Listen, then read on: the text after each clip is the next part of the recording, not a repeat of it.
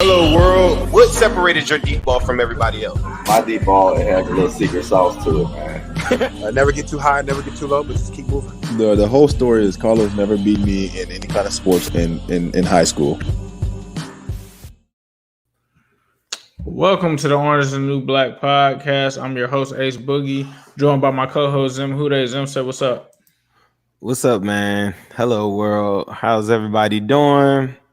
Just come off of a big loss today in terms of a player. The scoreboard also reflected a loss as well, as the Bengals lost, I think, 20-9? I'm sorry, I lost track of the score.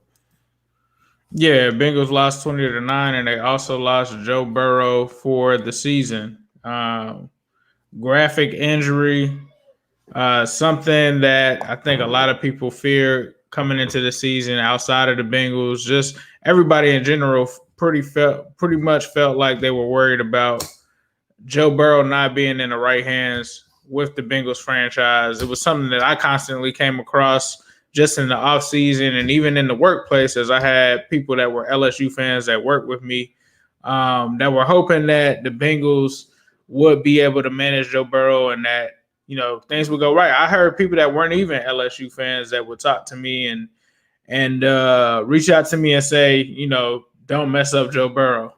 And to me, in my honest opinion today, that worst nightmare that everybody had, what everyone was saying, came true because Joe Burrow goes down with a horrific injury.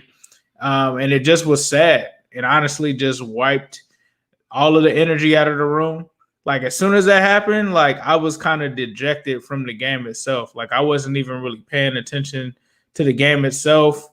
Was upset. I had a whole mix of emotions going on. But the biggest thing was that I felt bad for Joe Burrow. Like, that was the thing that really stuck out of my head the whole time is, and even before that hit happened, like the hit that happened earlier in the game when he was trying to go for the touchdown, I was just like, how many hits are they going to let him take? And I felt like that throughout this whole season. There were so many times where even if he wasn't sacked on the play, he was just hit in a way that just made you look like, and eventually those things are the chickens are gonna come home to roost, right? And so that's what happened today is Joe Burrow goes down, the team is obviously affected, and then a team that has somewhat of a slither of hope, especially with this next stretch of games, just goes automatically to absolutely no hope whatsoever when Ryan Finley comes in. And then it just shows you how much Joe Burrow was doing for this team when Ryan Finley comes in immediately. And as soon as he comes in, he's like under siege. Like, Joe Burrow made that offensive line look so much better than it was that as soon as Ryan Finley comes in, it's looking like Andy Dalton last year where he's getting sacked play after play after play. And it just was frustrating. It just was frustrating to see it play out that way.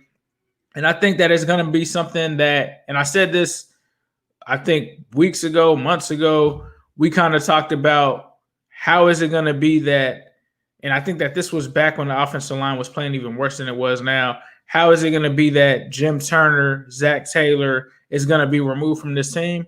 And I said that it's going to take for Joe Burrow to get hurt for this team to finally try to realize that Zach Taylor got this guy hurt and that there's nothing from him to run from now. He cannot hide behind Joe Burrow.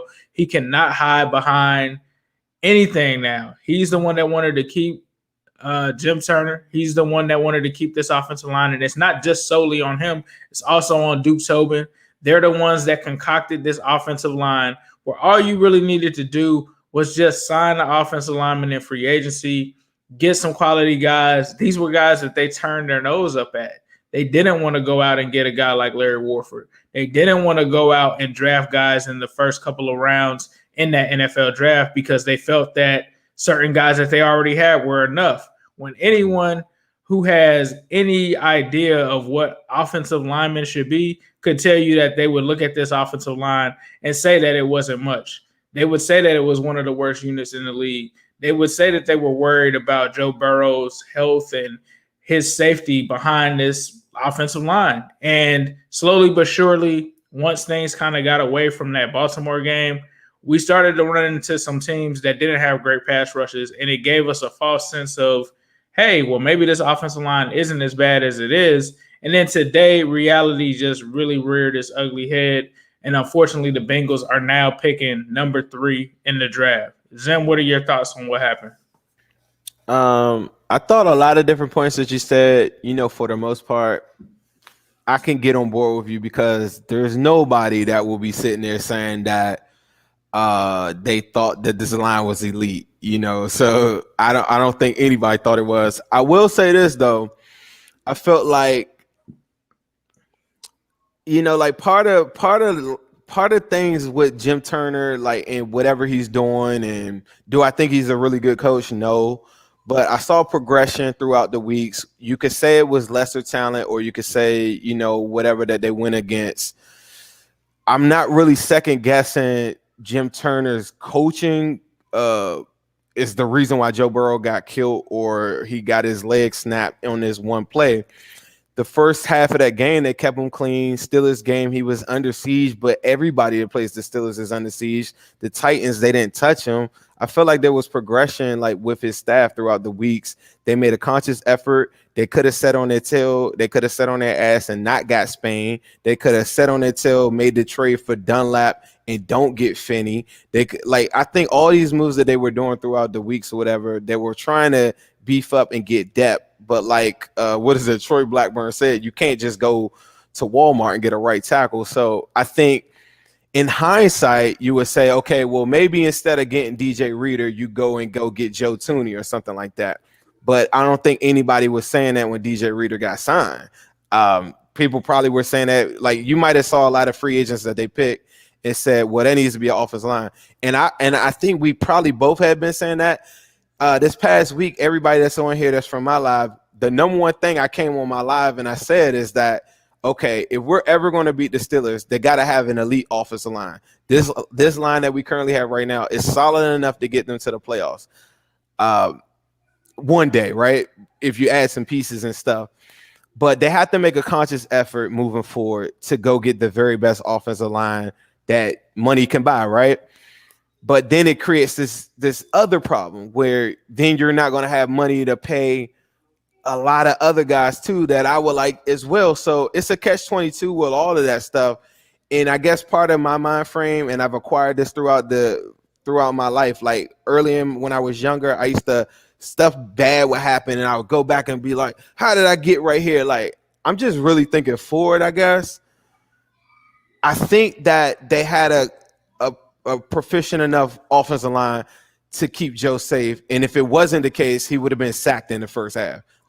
What we saw in the Ravens game where Joe was super confused throughout the Eagles game, he was under siege. One thing that I kept on harping on every week is the late hits on Joe Burrow. I thought those were the things that would ultimately get him hurt, like the push out of bounds from Bud Dupree last week, the hits in the Eagles game. There was a terrible hit in the Colts game. These were all late hits, though.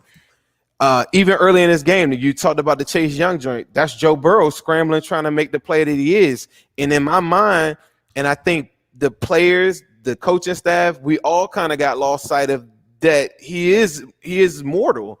And in my mind, he was invincible. So anybody that's coming on here now saying, oh, I knew he was going to get hurt.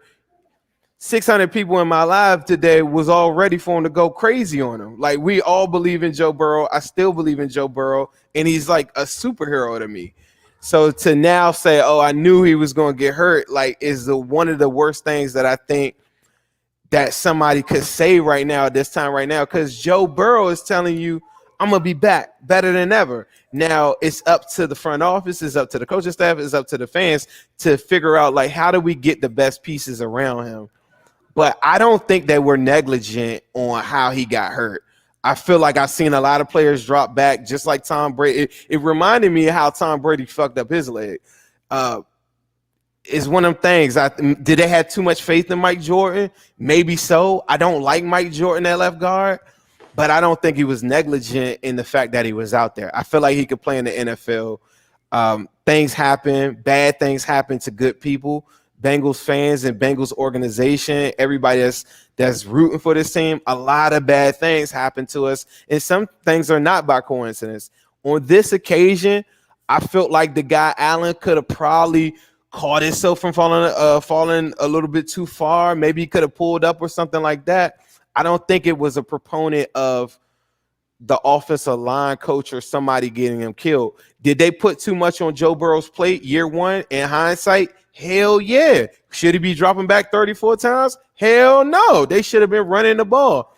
But to say, like, I guess it would be a math equation. Like I always say, like, if I give you more opportunities, to, for the other team to score and all these different things like that, then of course they're going to score. So if you give Joe Burrow more dropbacks, of course he's going to get hurt, right? So you wouldn't lose me in an argument there too. So they put too much on the guy year one. Justin Herbert, I feel like they're putting on just as much with him. Line is probably about same level as ours. I don't feel like they have an amazing line or anything like that. It's just sometimes bad things happen to good people, and they got to get the line corrected. But my question is, moving forward, at what cost?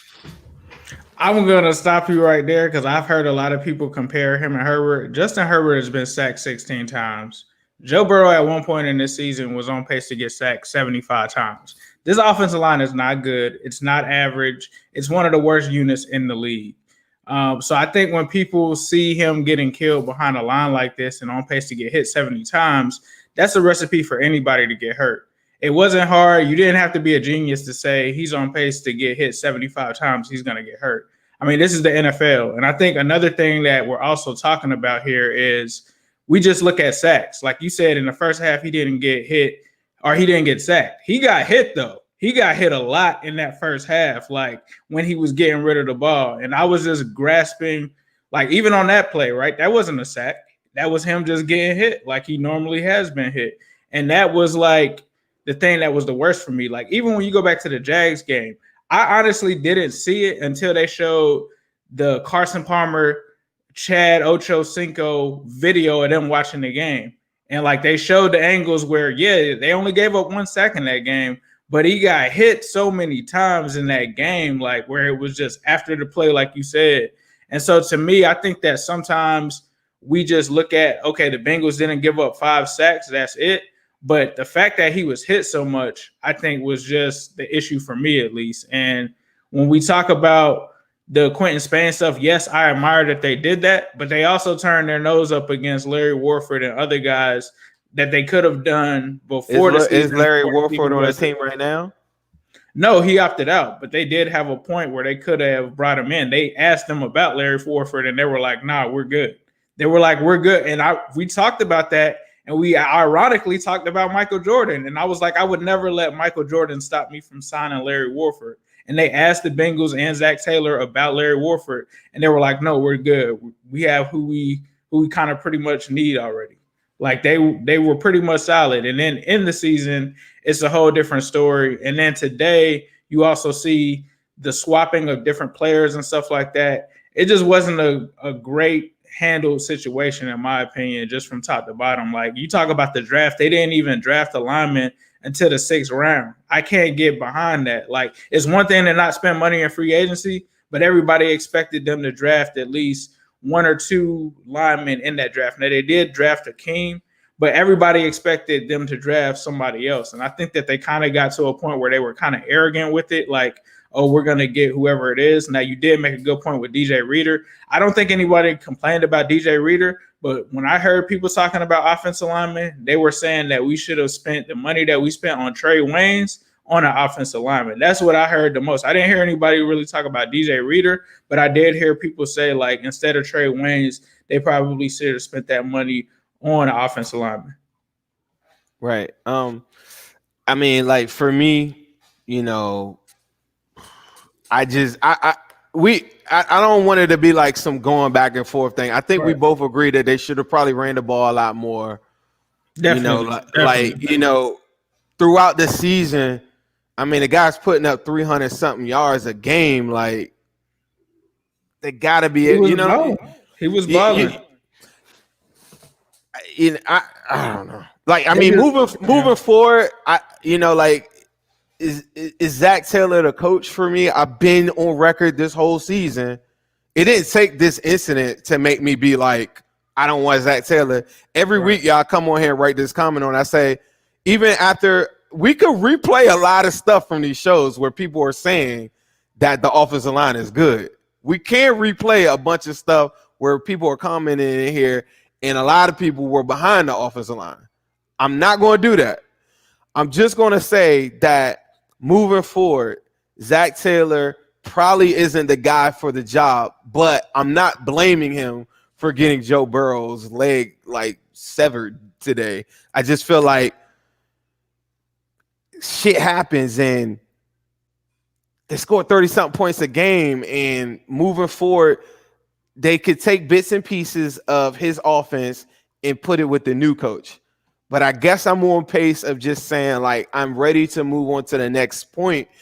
And it's very easy for people to say, all right, well, fire this guy or get rid of Randy Bullock as soon as he misses a kick or all these different things. But the number one thing that I preach to everybody in life is have a plan. And what is your plan? So I'm going to be asking you right now, because I don't want to do a show where we're just piling up and just saying, this guy's bad, this guy's bad. I'm going to do it. I want to know. Do it. I'm going to do it. Zach, I mean, you could. That's cool. But what's your plan? Go. You see what I'm saying? Like, what's your plan? The plan is to get rid of Duke Tobin. The plan is to get rid of Duke Tobin. The plan is to get rid of Zach Taylor and his coaching staff. Find somebody who actually has a scheme that's going to work. Like, not running in the AFC North is not going to work. Who's that somebody? I don't know what that is. I mean, we've already talked about several different people, whether it's Harbaugh, whether it's Bieniemy. I mean, I'd even take Hugh Jackson at this point over Zach Taylor. Like, I can't say that Zach Taylor isn't at fault for what happened to Joe Burrow because he's constructing this team. Duke is constructing this team. It's on somebody. Like, they are the guys that picked this team. We can no longer say that this is Marvin Lewis's guys or anything, this and that.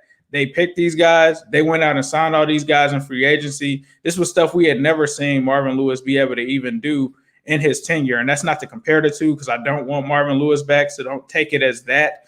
But they need to get somebody. I mean, you've won probably 4 games in 2 years. Yeah, you need to get rid of the coach. Like, it needs to start there. Since 2016, this offensive line has been a problem. This is not a new problem. This has been since 2016 that the offensive line has been a problem. It has not been fixed. That's where it falls on Duke Tobin. Yes, Duke Tobin went out and got all of these other guys. He has finally fixed the linebacker position. He did go and get DJ Reader and all of these guys, but he still hasn't fixed the line. And it's been 4 years. It shouldn't take you 4 years to fix the offensive line. We saw the Cleveland Browns, who had a line just as bad as ours last season, completely revamp their line in one offseason. Now, obviously, we're not the Browns in terms of what they can spend and stuff like that. They're going to spend way more money than we can because they are somewhat a bigger franchise, even though it's Cleveland. I don't know how you let them outdo you.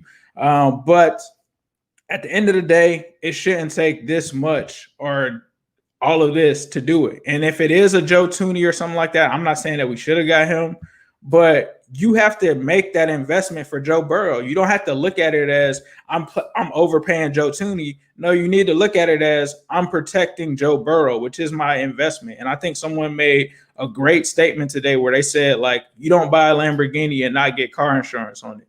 Like, you're going to have to get someone there. And I think that they put a lot on Jonah. I don't think that that was fair because Jonah's coming off a season where he was hurt.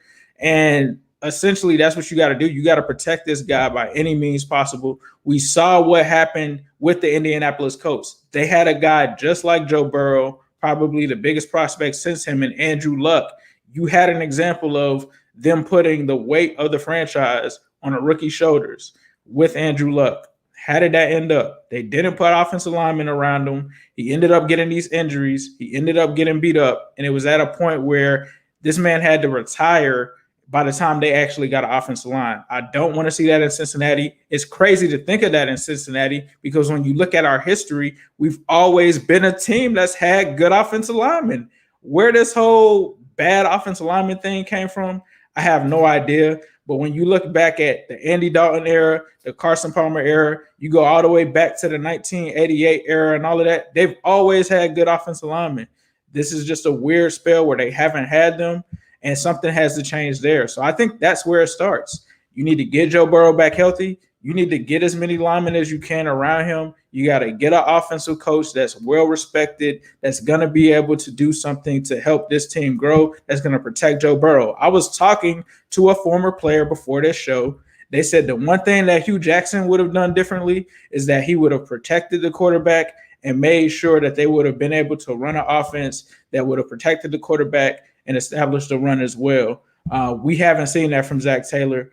Marvin Lewis, not really. Well, I'm not going to say anything about that, but a lot of people don't respect Zach Taylor. Not even, and I'm not saying Marvin Lewis doesn't, but there's a lot of coaches in the NFL that do not respect him. You got to get a guy that's at least respectable, that people feel like has a resume. A lot of people feel like Zach Taylor doesn't have a resume, and it's not hard to really see that when you just look at his actual Wikipedia account. There's no resume there. So the first guy that you bring in has to have a resume, and you have to say something to this fan base that you're going to protect this asset in Joe Burrow, because Joe Burrow is your franchise. So anybody else outside of him, in my opinion, doesn't matter outside of Joe Burrow. That's where it starts. So for me, my plan would say, okay, I'm looking at Duke Tobin first. All right. So we're going to Duke Tobin.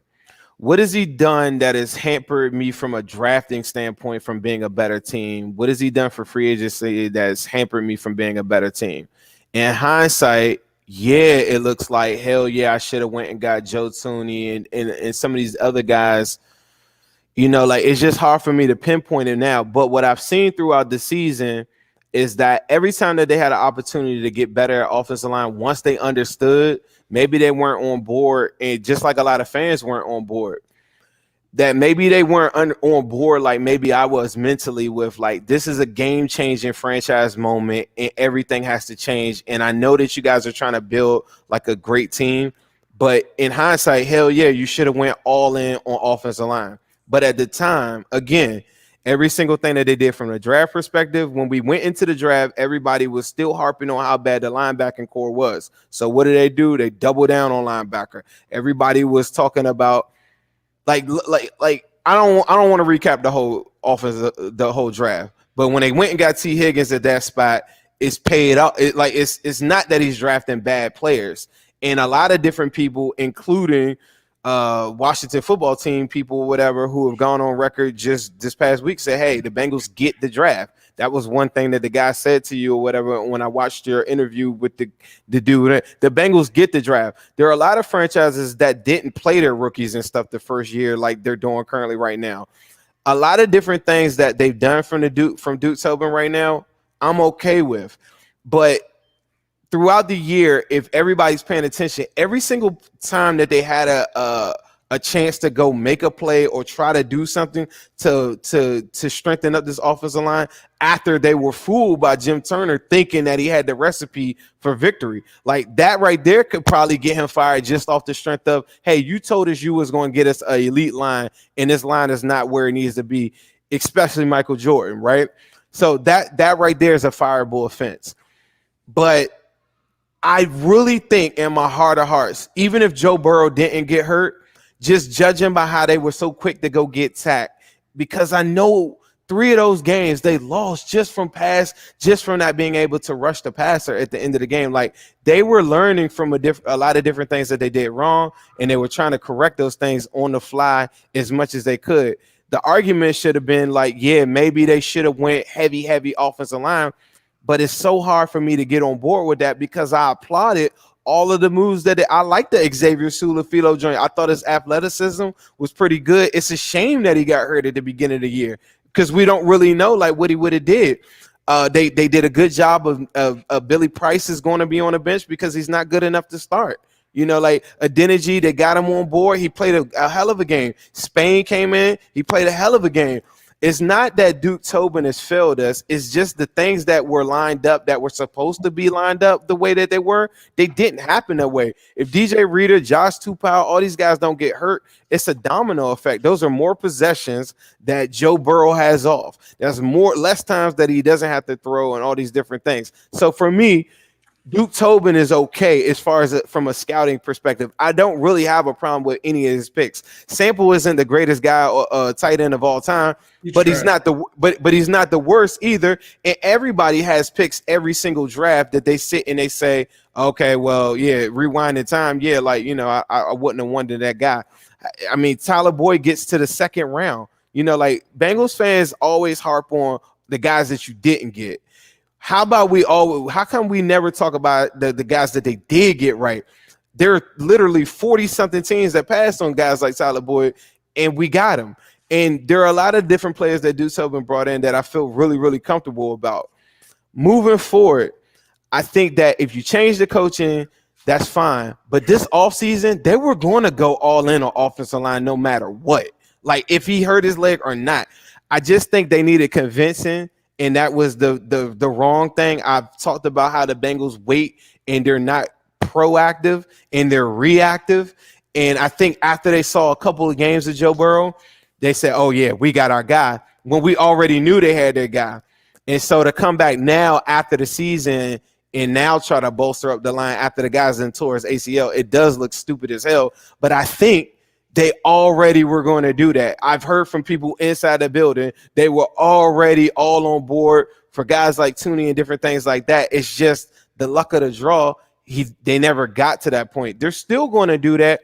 I think the number one pick that they get, that's my next question to you, I guess, is going to the draft and different things like that. But I think that you're going to see them be really, really aggressive in offensive line the same way that they were aggressive in the defense this offseason. That's not going to change. And when you go into the first three picks now, I think it's going to be the tackle Penny. And I mean, what more could you ask for? Like, if it wouldn't take a different GM to come in from the sky in the heavens above to say, oh, draft Penny. Like, I'm pretty sure Tobin knows that he's got to draft him now or the fan base is going to kill him. It's not going to take a de facto, like a crazy GM to come in and say, you know what, we should really sign Joe Tooney. They're going to do that. So to me, it would go straight to coaching. And that's where he hasn't won enough. And it's not because he got Joe Burrow hurt. It's because he didn't win enough. And I think we're talking like Duke Tobin hasn't been the GM for a while. Like his drafts haven't been hitting on anything. I think this last one was probably his best draft in a while. We can't forget that he had the 2015 draft, and this has been a issue for 4 years. Like I don't have faith that he's gonna pick the right person. This is the same man that picked Cedric Ogbuehi and Jake Fisher. So you don't think he's gonna draft Penny? I mean, Penny is a layup. Like, Joe Burrow was a layup pick for him. What do you want? What do you want? You want him to go in a corner and cry? Like, he's going to go pick the guy you want, right? He also picked. Is this not the same guy that picked Billy Price? Like, we're not talking about the past. We're talking about right now. And he going to pick Penny? I'm just saying, indicative of the past. Like, after he picks Penny, is he going to pick somebody else that's good in the second or third round? He don't have to. He's going to go to free agency and go get him. How do we know that? I'll put my life on it. How much you want to bet? So somebody said that I've never played football before. I've played football my entire life, and I do know that if you play football, you know that the game is won in the trenches. That's why offensive line matters. Next one we have here is Joshua Matter says, do you think Burrow will come back worse or better? I don't know the statistics when it comes back to quarterbacks coming back from injuries. I think that this is going to probably, a lot of people don't want to hear this either. It's probably going to have him thinking a little bit more next season about an injury like that happening. When you play behind a bad offensive line and you get hit so many times, you may start to see ghosts. So I'm hoping that doesn't happen. I think he will come back better because of the type of player that he is. I think, obviously, we saw him tweet out what he did after the game. I think that this is going to be a guy that's determined to come back and play at the elite level that he has played at. And let's just hope that the surgery goes well and that he does get better. I mean, I don't know how he can come back better. He was playing amazing this season. So to outdo that would just be insane. But I mean, like Carlos Dunlap tweeted out today, I think the ceiling for this guy is the floor for this guy is the cloud. So I mean, I wouldn't doubt it and say that he can't go to another level. Bengals 2021 line is this: left tackle is Penny, left guard is Joe Tooney, center's Trey Hopkins, right guard is Quentin Spain, right tackle is Jonah Williams. Anybody have a problem with that line? Anybody right now, speak now or forever hold your peace, because that's the line. That's what you're going to get. Now the depth pieces are there. What else do y'all want? They haven't told you that's what it's going to be, bro. But I know that's what it has to be that way. I just said I will bet you. Now, think about from 2016 until now. Duke Tobin has not given you any kind of faith that he's. You ain't never had Joe Burrow. You never had Joe Burrow then. Okay, so we haven't had a bad offensive line for a while. But we never had Joe Burrow. So you never had this institutional pressure from a quarterback to make you go get it. They would have never got Spain. They would have never Joe Burrow this season, bro. They didn't do anything with it. They went and got everybody that they could. They should have traded. They should. No, they did not. They did not go during the season. During the season, you're talking about like right at the trade deadline, and like, okay, let's talk about this. Your boy from the Redskins, they went out and got everybody they could have.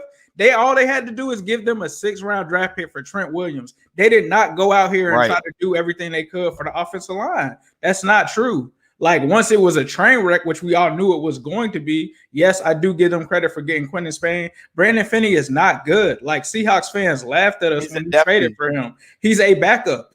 He's a backup. So years past that didn't happen either. I mean, it's a backup. He's not a starter. Like a lot of these but I just told you the new starting lineup is going to be Penny left tackle, left guard. They're going to go get a big name free agent. Trey Hopkins at center, Quentin Spain at right guard, Jonah Williams at right tackle. I'll bet any amount of money with anybody that wants to. I mean, Penny like that's the lineup, whether you got a GM or not. That's your lineup right there. You're going to go get. I'm saying Joe Thuney. You could interchange that with any big time free agent guard. They got the money to do it. If you just blow this whole thing up, the 4-year window, everybody I would probably bet on that because the Bengals don't like paying guards. I would bet on that. I would bet they paid Xavier Sulafilo. They paid him nothing. That's why he got $4 million though to sit on the bench. That's nothing for a guard. Look at what Joe Thuney made. Joe Thuney making probably $13 million. They're not gonna pay for a guard. I'll bet that. I think they will. All right. So our bet right now. So how much are we betting? And we got this live, and I don't know how many people you got on your live. I got people on my live. We got 323 people watching right now. Oh shit. All right. So look, we got 300 something odd people on your live. And I haven't gone in my YouTube, so I probably have like 50 people or whatever. So let's say it's 400 people or so looking right now. How much do you want to bet that they are going to go get a big name free agent guard in the first draft of the offense? And I'll take it a step further. Their first pick is going to be Penny. Oh, the first pick Penny that's a no brainer. But I guess since we're Bengals like, what do y'all? I'm saying that he's not going to go out and buy an expensive guard. That's just not. Yes, they are. Yes, they are. I don't see him doing it. But so bet me. All right, you want to bet me privately? I want to do it live.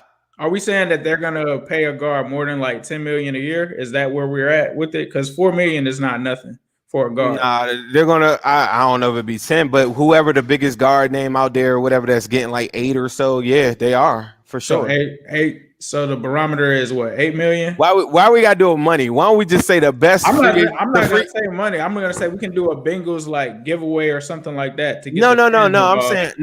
I'm not saying the barometer is not how much they pay the guy. Is it the best guard available? They're gonna go get that guy this time. That's the bet. That's the bet between me and you. They're gonna go get the best guard that's available. And if he's not the best, it'll be like in free agency. Yeah, in free agency. Okay. If it's not the best, it'll be like the top 3. They have to. Where else would the money go? Like, they have nowhere else to go. If you're going to go draft the tackle, see, the money would be to go get the tackle. If you're going to go draft the tackle, you don't have that's 14, 15 million that they be like, cool, we ain't had to spend that. Hell yeah, we'll go give Thuney 10.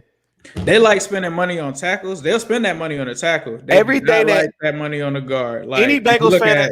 Steinbach, you look at Kevin Zeitler, they're known for this, like going all the way back to Max Montoya. They don't pay guards. So like I said, I will do that. I would do that. All right. So we're gonna go on record as I know for a fact they're gonna do that. And I will take it a step further. Every Bengals fan that's in there that's super pessimistic right now, in the hardest times of your life right now, in the hardest moment on this day when Joe Burrow's hurt, The key is not to figure out how else can we make it wrong. The key is how can we fix it. In years past, I don't care what they did. The reason why Joe Burrow was drafted is for this moment right here, for the moments of clarity to know that you have a dog at your quarterback position and you must do everything in your power to keep him there. If you take away the whole system, that sounds good. It sounds cool. Everybody's like, yeah, it took our jobs. And everybody's like, let's get rid of him. Cool. But what about the 4-year window of Joe Burrow? Now you're going into year 2 where he probably won't start off the beginning of the year at quarterback. Say you do that, right? And say he does start or say he doesn't. It doesn't matter. You're already at year 2 of the Joe Burrow project, damn near wash, by going into a new coaching staff and a new system that he's got to learn. And I wouldn't be up in arms about that.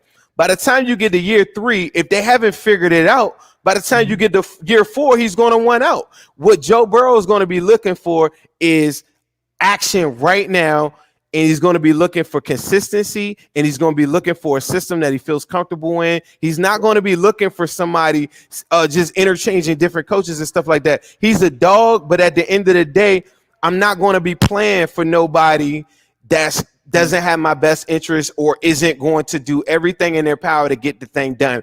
But what he does is put institutional pressure on you. Every single move that you saw this offseason, from DJ Reader to Trey Waynes to all these guys that they never would have signed, is all on the strength of Joe Burrow. If you all lose sight of that today just because he got hurt, you're losing and you lost in the sauce. If you message me some Chase Young stuff or whatever, you lost in the sauce. Chase Young doesn't win that game.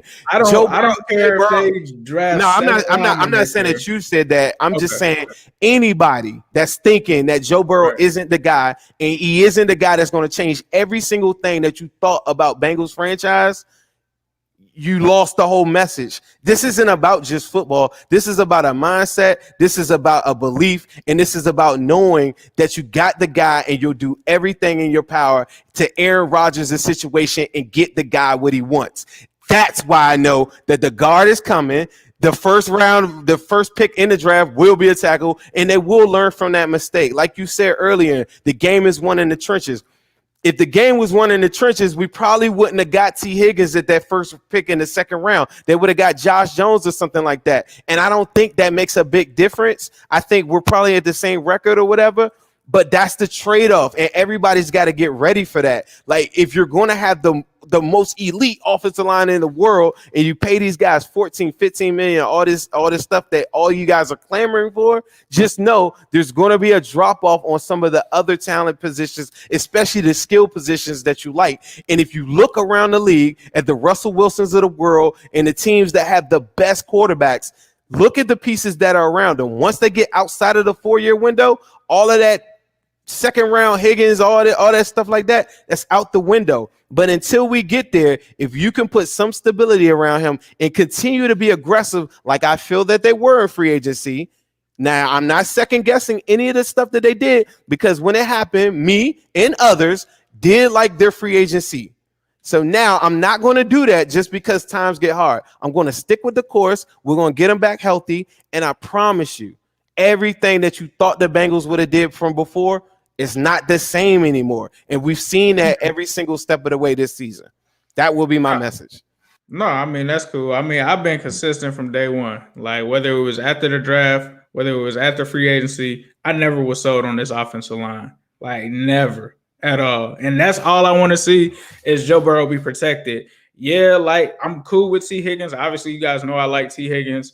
But to me, I just want to make sure, if I have to do the non-sexy thing and make sure that Joe Burrow is going to only get sacked 15 or 16 times a year, I'll take that, because I will take someone like a Mike Thomas with the Joe Burrow that has enough time to, make him look like a star, because that's what Joe Burrow can do. I'm not saying that I don't want any flashy receivers or anything like that, but Joe Burrow is the type of guy that can make Mike Thomas, like he has this season, a guy that had, one catch for 30 yards, like emerges like a receiver. Like, he had a touchdown at one point this season. So I think we're all on the same page, which is that the Bengals need to get better. And I think that they will get better. I think that this is really going to force them Bobby Hurts had the best season doing something. Bobby Hart's had the best season of his year. Whoever just said that guy that just said that, are you kidding? You put Bobby Hart had the best season of his career, and Bobby Hart is ranking 17th currently right now, all tackles in NFL. So what's your next one? I know that it sounds like I'm a homer and I'm dick riding or something like that. I am not a proponent of the front office. I'm a proponent of the people. I'm a proponent of the fans, and I want the players to go crazy and do everything. I'm just telling everybody this is the same argument that I heard the year before when linebacker was a problem. We went crazy, went got Bynes, went got Logan Wilson, went got ADG or whatever, right? Now that's not even talked about. I'm not going to say linebacker been an issue for a while though. Linebacker has been an issue for a while. And they changed their ways and they went heavier in linebacker and they went and drafted the linebackers they should have. Logan Wilson and ADG, even if they don't work out, those are the rangy linebackers they needed. It's so easy to criticize when stuff doesn't go your way. And I'm not saying that you didn't say that the offensive line wasn't good. We both been on record as saying that this offensive line is not good, right? I do feel like it got better, but at the same time, they have to get it to an elite level if they ever want to compete with the Steelers and the Ravens. You have to beat the guys in your division. They didn't do what they needed to do to beat the teams in their division. I think we all agree on that. So anybody talking about I'm like dick riding or something like that. No, I'm just telling you what it is. Like, this is the reality. People get hurt every week, and nobody sits around and says it's your fault. It's your fault. No, motherfuckers come up with a plan and they figure out what's the next step. Do we get a new coach? Cool. Who's the new coach? Who's the offensive coordinator? How fast can we get him in the building? Do I got to scramble around for it? Do I got to get Joe on? You know what I'm saying? Like, how fast is Joe going to learn the playbook? Is it going to be until year 3 of Joe Burrow? Like, y'all got to think about a lot of stuff that y'all say. It sounds cool to say, get him out of here, get this guy to, like, cool. But what is the plan, and how can you make it a smooth transition so that you're back into a formula of winning? Because I don't want Zach Taylor to be here either, because I knew he wasn't going to win a Super Bowl. I've been the first one to say he cannot win a Super Bowl. He's not smart enough. He can't win the division. Like, he can't win the division. He can win the division. Right. Like, he cannot win the division. We're about to get swept. Well, no, not swept twice in a row, because we did get a win against the Browns last season. But I just don't have any faith in Zach Taylor, like, moving forward, man. That's just my personal opinion. Like, I don't think that he's a guy that can win this division. I have no faith that he can win this division. I'm with you. I don't believe he can. I don't want us to lose sight of this. In the last couple of weeks that are coming up, we single-handedly lost the Colts game. We lost the Browns game. Mm-hmm. And you could probably argue the Eagles game. And we damn sure lost the what's the game that with Colts, Browns, Eagles? Both Browns games. Both Browns. Well, Browns is the first one. But this is one thing, fans. I love y'all. I love y'all to death. But hear me clearly. Just because the worst possible thing happened today, right?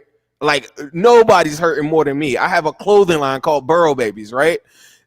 Like, the worst possible thing could happen, right?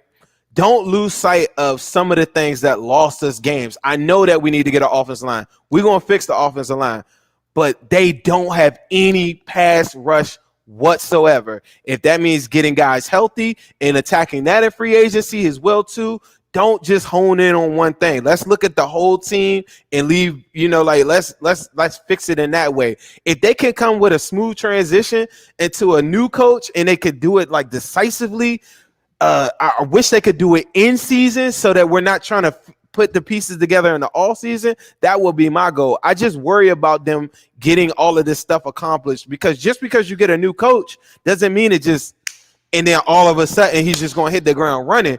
There's time for that. And I just think he needs to get into, like, I wish he had a full off season if he has a new coach. That will be my one wish. So if they were going to fire Zach Taylor, I want them to do it now. Like, just do it now. If you're going to do it, just do it now.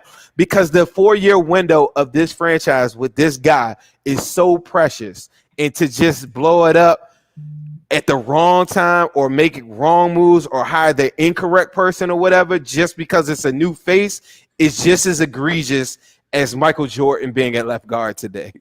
Like, it's the same thing. It's like, you could see it possibly happening, but you're not 100% sure. But then when it blows up in your face, you're like, yep, he shouldn't have been there. Like I don't think it could be worse than two wins again 2 times in a row. I don't think it could be that bad. I get what you're saying, like the stability, and I think if this was like a Marvin kind of thing where we're winning like 6 games or something like that, then I definitely see it. Or if it was an experienced coach, but I don't know. I think, like you said, they need to, if they are pulling the plug, they need to go ahead and do that now. I think they need to have a plan, like you're saying. They need to have candidates. They need to make sure that whatever they did that first time, they do not do that this second time in terms of the interview process. I think they need to make Darren Simmons the interim coach. That's the longest tenured person on the team. I think he was out today with COVID again. I'm not sure, but either way. I'm scared of that. Just because of how our special teams has played the last couple of weeks. But I mean, just as an interim, now we're so far gone, I think you would be like you're absolutely looking at a new coaching candidate. Like guys like Joe Brady are out there, that they're rumored to be had after the season. Our guy who we like, Harbaugh, the enemy, I think has. Someone said Lincoln Riley. I'm not big on college coaches that much because I feel like college is just a big recruiting fest. So people that are really down on Harbaugh for the Wolverines right now, you're not forgetting what he did. I mean, you are forgetting what he did in the NFL. So for me, recruiting is so big with Lincoln Riley in the system, in the way that they space players out in college football. I just don't know how fast that translates. He reminds me of Spurrier when he was with the Gators, and that's scarier for me. That's back when I did watch college football. But if someone has information on why you think Lincoln Riley would be a better choice, please educate me. But from a recruiting standpoint, Harbaugh is going to walk into your house. He's going to tell you that, yeah, your son may or may not play. Some of these other guys are lying to them and getting these, there's so many elements of recruiting that Harbaugh he's not made for that. He's an NFL coach. So if it takes a tough-nosed coach like that to work, then I will be all for it. I don't think Mike Brown would ever let that happen. There's so many different elements to this that I just think a casual fan, because it's easy for a casual fan, not someone like yourself, Ace, but a casual fan to say, like, let's get rid of this guy, let's get rid of this guy. But my question to them, and I ask this every day in life, is like, what is your plan? And you better have a good plan right away. And if anybody's in here talking right now and saying, get this guy, I want you to think about it and send it my way. I have conversations with players and I have conversations with ex-coaches all the time, so I want to generate that energy and fuel it towards who we think is the best candidate. It's not hard to convince me once the data is there, but just simply saying that this guy sucks or this guy's not good or to second guess something, that doesn't fly with me. I need a plan to success, and I want to get right to it. Belichick, Tomlin, they get right to it. Like when they come in with their new coordinators and stuff like that, they get right to it. It ain't no, you know what I'm saying? Like everything is calculated perfectly. When Vrabel was gone, he already knew. He already knew who his backup was for that. He's got McDaniels on a string. Like, it's super calculated moves that the Bengals just got to do to be proactive. I could see a situation where GM comes in and Tobin still be there because Mike Brown trusts him. And I wouldn't. Yeah, they're probably not going to get rid of Tobin. I wouldn't be upset with that. And a lot of people would, because I feel like Tobin's done a lot. It's a lot of rosters that he had that I felt really, really good about, but he didn't have a quarterback. This is the first time he had the quarterback, and every single game this year, we were in it, except the Ravens and the Steelers. Every single game. But now you can say he lucked out with Joe Burrow. You got to remember, though, he's the reason why we kept Andy Dalton so long. He's the one that passed on Deshaun Watson. He's the one that passed on Lamar Jackson. He's the reason why we kept Andy Dalton so long as well. So, but do you know why he did that? Do you know? And I don't agree with that. I hate the fact that he did that. Anybody knows about Dalton. It's me, right? But do you know what? It's like he's going with the thought process of 2015. A lot of Bengals fans live in 2015, and they message me and say, "Well, you can win around Dalton." Tobin is just an extension of what the fans have been saying all those years. You can win with Dalton. Yeah, if you put a unicorn team around him. He spent so much time trying to put so many, pieces around him instead of doing what I think he should have been doing. And the way that God intended it to happen, Joe Burrow, we tanked and we got Joe Burrow and he lucked up, honestly. But for years, he was like, well, I draft pretty well. I can put these guys around him. And it doesn't work because Dalton couldn't elevate anyone. And that was his biggest mistake that you could get me fully on board with. But ultimately, like, I see teams that are drafting, and I'm not going to name teams, and I don't want to shit on anybody today, but there are a lot of teams that draft players and they're cutting players the following year. The guys are getting released immediately. 9 times out of 10, half the players, even players like the 6th-round corner, what's his name, Devontae Harris or something like that, that Tobin just found, he's still getting signed. You know, the Marcus's Hunts of the world, he found his way back to us. But all of these players get kind of around. Like, you're going to miss on some guys, but some of these guys are still out there doing some stuff. But it's this belief that you could put all these pieces around them. And I think now they're probably on board with the new plan. That's what I feel like. Well, the good thing, they're on board with the new plan, and that's Joe Burrow. The good thing is our guy Khalil Kareem got his first sack today. He actually texted me and was like, before the game, he was like, today is going to be the day that I'm going to get the sack. So he said that he spoke that into existence. He also said that he finally tried some grip holds. So if you remember that from our interview, he did say that he did do that. The other good news is that the Bengals will be in a position to draft the top offensive lineman, because right now they currently sit at 3. I think last week we were Dalton kind of towards 9 or that Dalton's 10. win pushed us to 3. Dalton's win. Wow, that's funny. Dalton's Cowboys win today pushed us to the number 3 spot. And I will say this: if anybody thinks that I'm super optimistic or whatever, the Bengals will not win another game this season, as we saw with Ryan Finley. Like, I don't care if they play the Jets. Like, they're not going to win another game this season. I'm just trying to figure out how me and you are going to get through live streams of Ryan Finley. But shout out to Raymond Willis for the super chat of $4.99. But yeah, thank you guys for listening. I feel so much better now. I feel like that was Bengals therapy. Appreciate you guys for listening. Zim, was there anything that you wanted to say to these 325 people right now currently tuned in? It takes a very special person to be a Bengals fan. Definitely. It definitely does. All right, guys, we appreciate you. This is the New Stripe City podcast. Please be sure to follow Zim on Instagram at Zim_Hude. Follow me also follow him on YouTube. Zim Hude is his YouTube channel. So if you're not subscribed there, please be sure to subscribe there. You can follow me on YouTube at New Stripe City. We're also on the Cincy Jungle Syndicate. That's why we're coming live to you from the Cincy Jungle page and from our respective platforms as well. So please be sure to give that show a listen. We also have the OBI podcast as well, and Matt Minnick's Chalk Talk. So please be sure to check out those shows. And as usual, we're going to leave you guys with a Hude. Hello, world. What separated your deep ball from everybody else? My deep ball, it has a little secret sauce to it, man. Never get too high, never get too low, but just keep moving. The whole story is Carlos never beat me in any kind of sports in high school.